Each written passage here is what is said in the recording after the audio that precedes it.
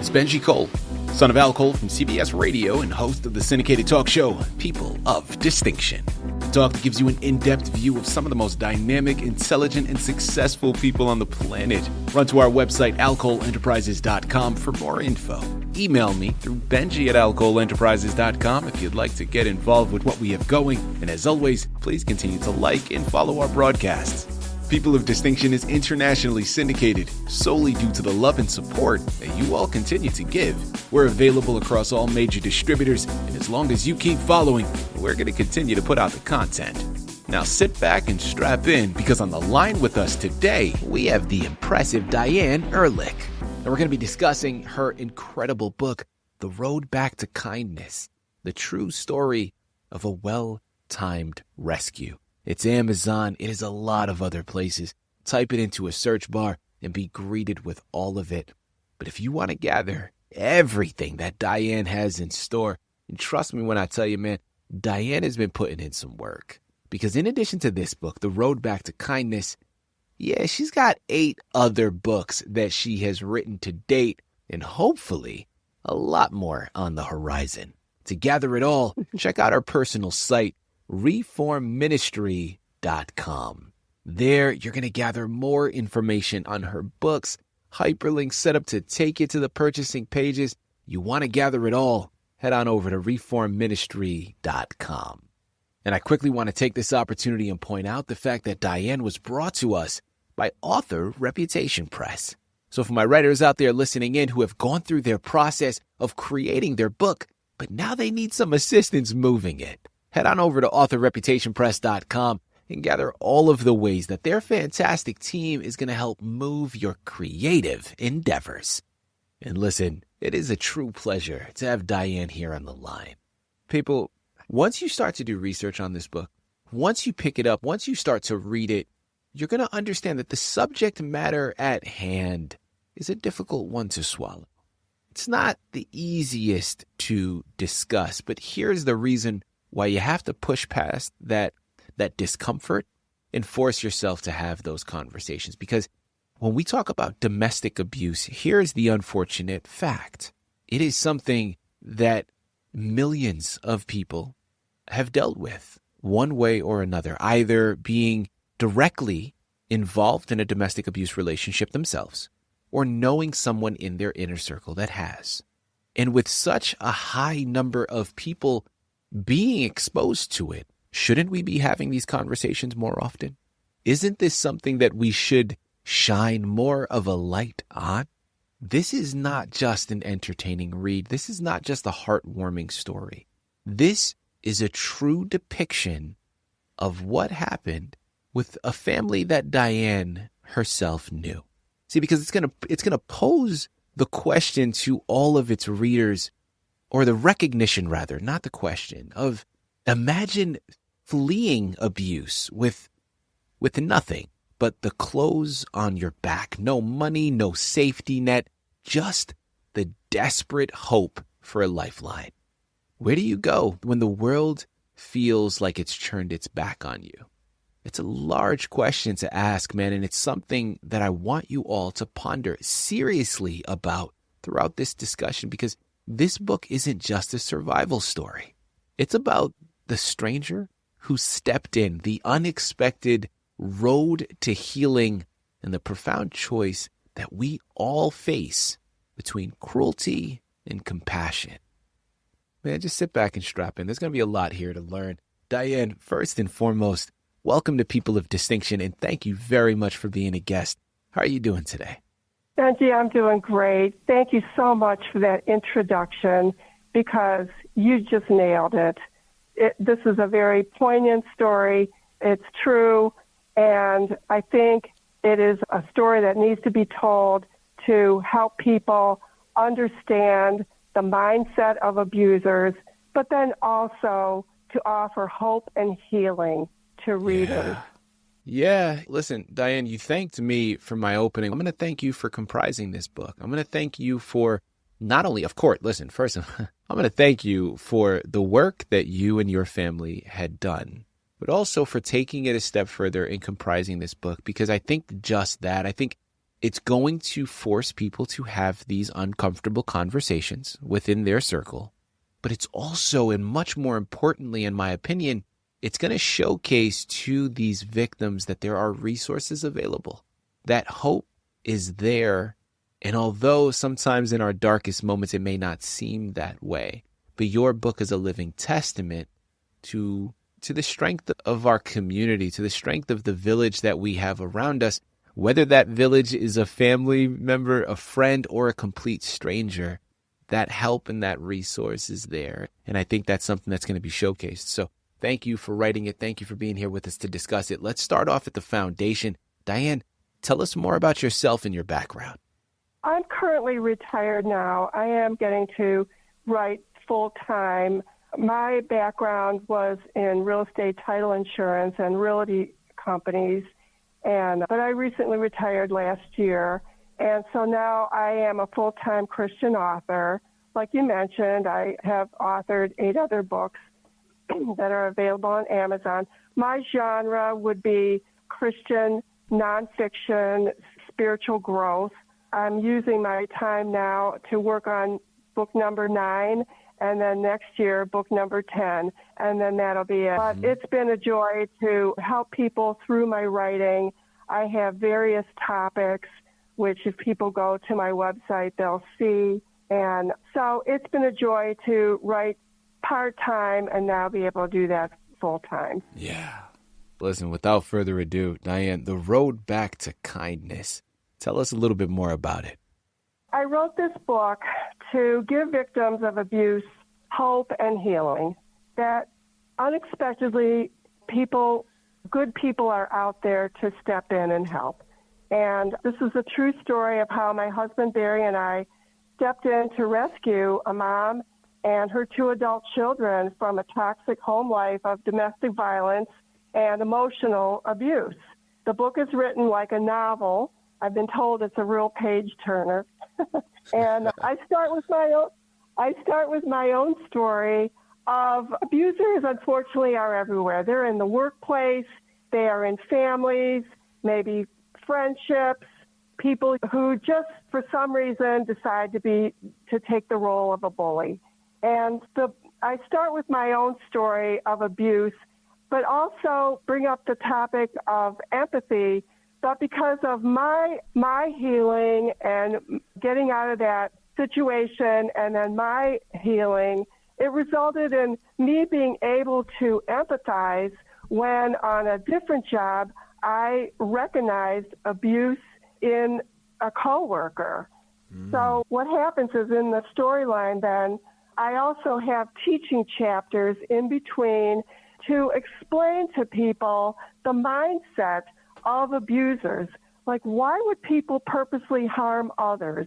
What's the point in that? What do people think that they're getting out of that? Why would they do it unprovoked? I try to answer those questions as people perhaps exalt themselves in their mind, think they're better, think they're entitled, and start to take things out on other people. So I have these teaching chapters in between the storyline. As the storyline goes, then I meet this lady named Jennifer. She's got 2 adult children. And then 2 weeks into her hire date, she broke down hysterically crying, and I found out that she was divorcing her husband after 25 years of marriage, and they have 2 adult children. Then what happened was we found out that the husband changed the password on the bank account and left her with no money to live on. So my husband and I discussed it at home, and we stepped in. By then, she needed to file for divorce because of a violent incident where she had to have him arrested for assaulting her, and then she proceeded with a divorce. So we stepped in and provided money for an attorney, but also money for these adults to live on while she was trying to maintain her job. Wow. As it went on, people were warning her that the ex-husband was in a very violent state of mind.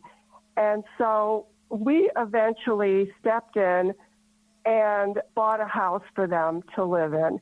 Now, it was a huge step of faith, and I got to insert here, we're not millionaires. We're just working middle-class people, but we were also older, more established, had good credit, and so we were in a financial position to purchase a second home, something expensive, but something suitable for them. So as the story goes, I continue on telling their stories, the kids and the mom, of 20 years living with an abusive father and husband. Yeah. And so we were eventually able to close on a home. We rented a U-Haul, went down and got them all packed up. And so now for 2 years, just to resolve this, they have been living safely in our neighborhood. The problem is now that all the family members have been diagnosed with PTSD. Right. Now, Benji, can you imagine being 18 years old, your whole life ahead of you? What are you going to go to college? Are you going to have a career? Are you going to buy your first car? But instead, you're meeting with a counselor to try to heal yourself from PTSD, post-traumatic stress disorder. That is when military people come back from active duty combat, like they've been in a war zone. That's what these people are dealing with now. Diane, thank you very much for that. And listen, this wasn't going to be the follow-up question that I wanted to go into, but that was such a profound statement that you made that I think it's a great segue and something that I want to touch up on next. Something that I've recognized across a lot of different abuse stories is that the abuse narratives, they often center on the moment of escape, but the aftermath can be just as harrowing. As you just depicted, the PTSD that is felt by these individuals lasts in many instances much longer than the abuse that they faced. Why was it important for you to include the road back rather than just the rescue itself?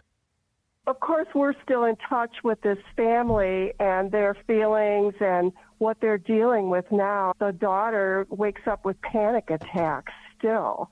She's been hospitalized for this. I felt with an abuse victim, there is an incredible anger and sense of injustice because many times the abuser walks away scot-free and goes on to another life, and the abuse victim is left to pick up the pieces of their life and put it back together and find some semblance of normalcy, saying that they do get away.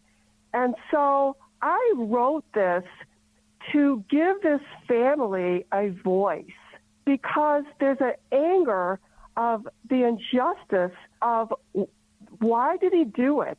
We didn't deserve this. We did everything we could to stay out of his way. Why did he treat us this way? And so I wrote this to give them a voice and just to tell this family, listen, maybe you went through this. It's true. It wasn't fair. It wasn't fair to you. But now, hopefully, thousands, if not millions of people are going to know your story and find some comfort in finding out what you went through and how you survived it. Absolutely. Diane, I want to talk about your title next, okay? Because I think there is something that is absolutely captivating about it, and I'm sure that it wasn't arbitrary. I'm sure it was strategic and it was planned. The road back to kindness is something that is gripping and specifically highlighting kindness as a road, I think is really where I want to go, right? Because suggesting it in that manner suggests a journey rather than a single act. And I think that's key, not only to your particular story, but also to everyone else that's listening in. How does Jennifer's story illustrate that kindness is both a path and a destination? Benji, in the teaching chapter, I talk about two roads. And it's everyone's conscious choice. And we either empathize with our fellow human beings and know that we're all flesh and blood, we're all equal in God's sight, and no one has special privileges to do horrible things and take advantage of perceived weakened people. But then there's this other road to depravity that I depict. Yeah. And I talk about that road. Maybe people think that they're getting away with something, that they're better than others, that they're more powerful. They get on this power trip, and it seems greater and higher, but it's actually a lower road. And so people need to know that that there's choices that they can make in life that will affect other people. Yeah. So the road back to kindness is purposely choosing to recognize the humanity of other people and choosing to take good care of other people's lives. Diane, I love what you just said. And listen, it is something that is so poignant to your book, to domestic abuse, but it also is something that, listen, people, we can take what she just said and the notion behind it in terms of establishing and recognizing those two roads, one of empathy, one of depravity.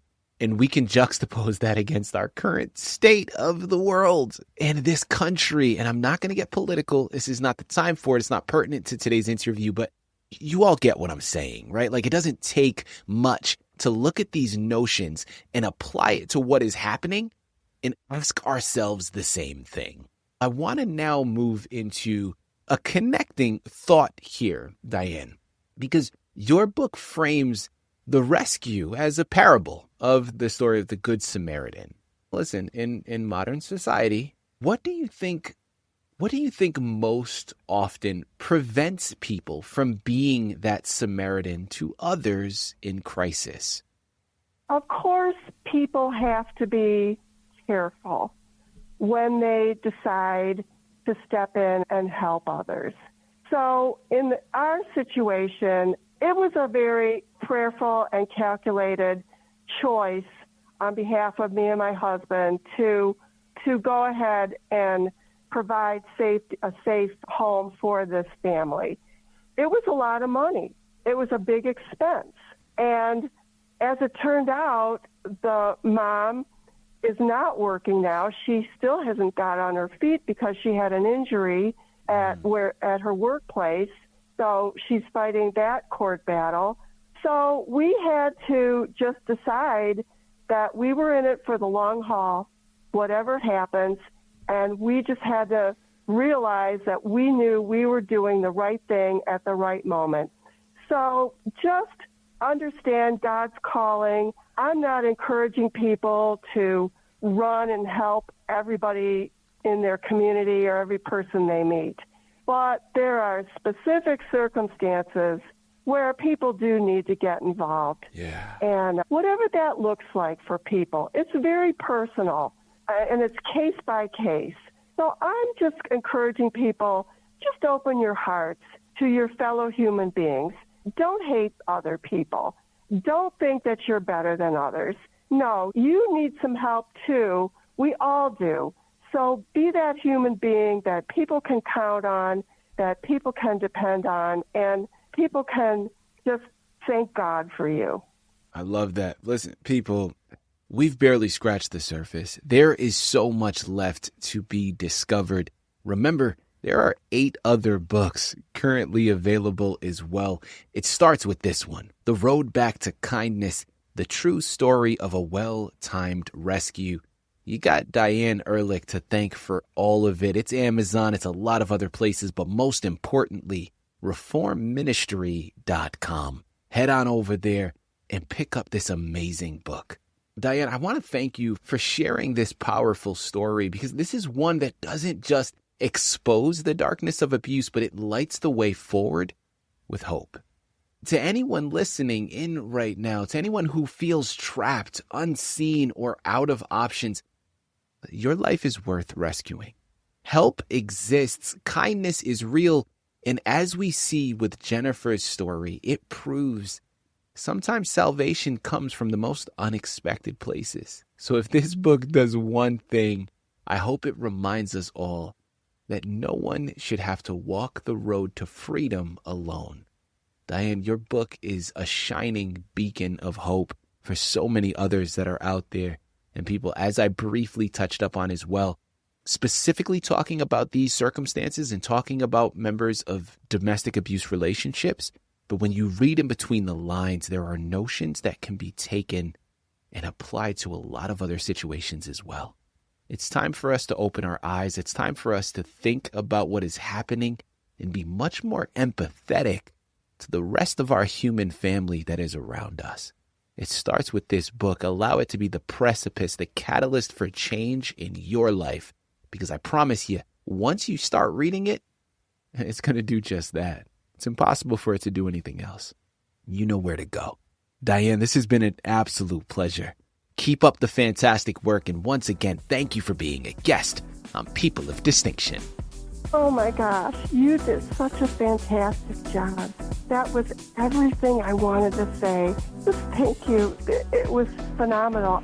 Thank you so much.